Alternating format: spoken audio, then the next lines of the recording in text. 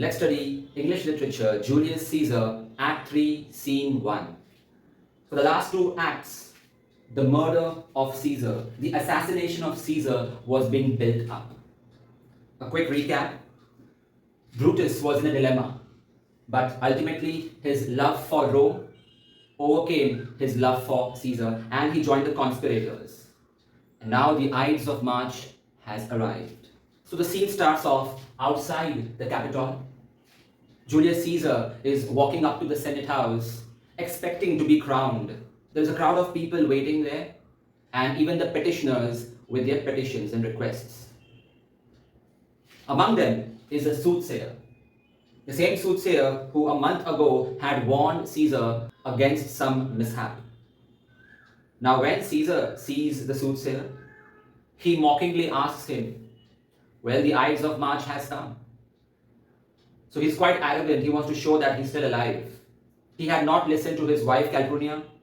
He had not believed the warnings by soothsayer. Ultimately, his ego will cause his downfall. So when he tells the soothsayer, "Hey, the Ides of March has arrived and I'm still here," the soothsayer wisely replies, "Yes, but the Ides of March has not gone yet." Meaning the day is yet going on, the day is not over yet, and anything can happen in a day. There was another honest citizen, Artemidorus, who wanted to give a letter to Caesar to warn him against possible conspiracy against him. He even had the names of the conspirators in the letter, if you remember in the previous act. And he was able to give the letter to Caesar, but at that time, Decius stepped ahead and tried to block him away. And he made his own petition on behalf of Trebonius, another conspirator. Now, Artemidorus begged him to read his letter first. He said that this is some urgent matter related to you. But Caesar wants to be a hero, so he replies that, "Let me address other people's issues before addressing something related to me." So he tucks away the letter.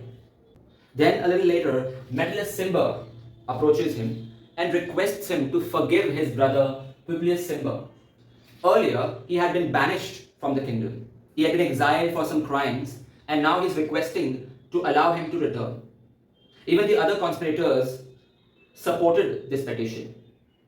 Brutus, Cassius, all of them approached Julius Caesar to support this petition. But Julius Caesar arrogantly said that I am as constant as this northern star. I will not change my decision. Then Casca took the opportunity and he stabbed Caesar. Then the remaining conspirators also started stabbing him. And the last stab must have been the most painful because it was by Brutus. And when Brutus stabbed Caesar, Caesar looked at him and asked, "Et tu, Brute?" Meaning, "You too, Brutus?" Then Caesar shall fall. He accepts his fate. He knows that if your best friend has betrayed you, then there's no chance and there's no point of living, and he dies.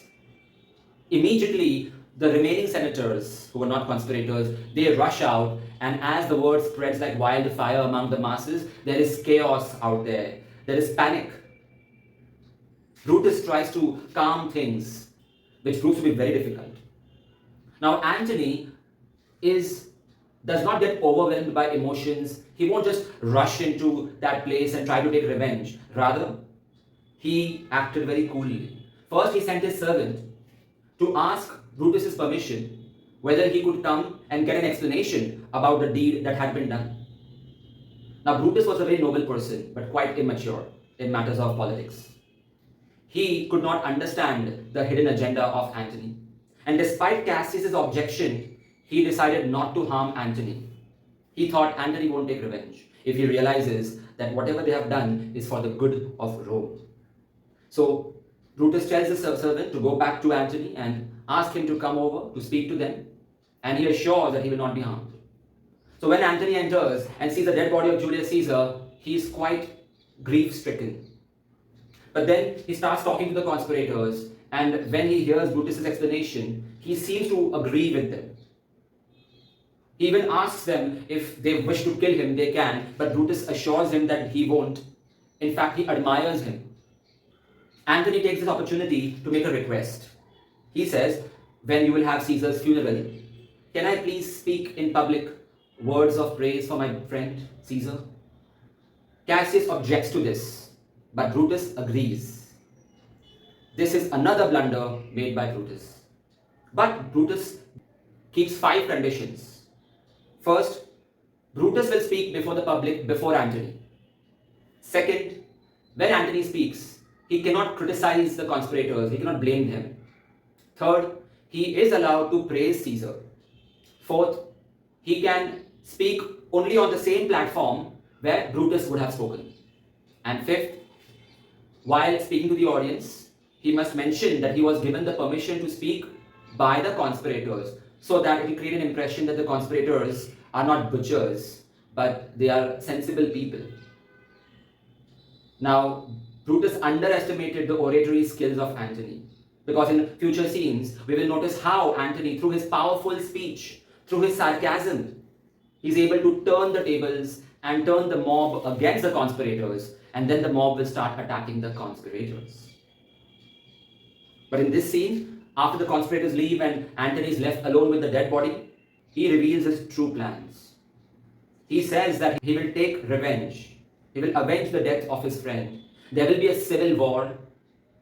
At that time, Octavius Caesar, who is a nephew of Julius Caesar, he sends a servant who brings a message that he's approaching that place. So Antony tells the servant to go back and tell him not to enter yet, because first he will like to lay the groundwork for the counter coup. A coup means when you're trying to topple the government, which the conspirators were trying to do.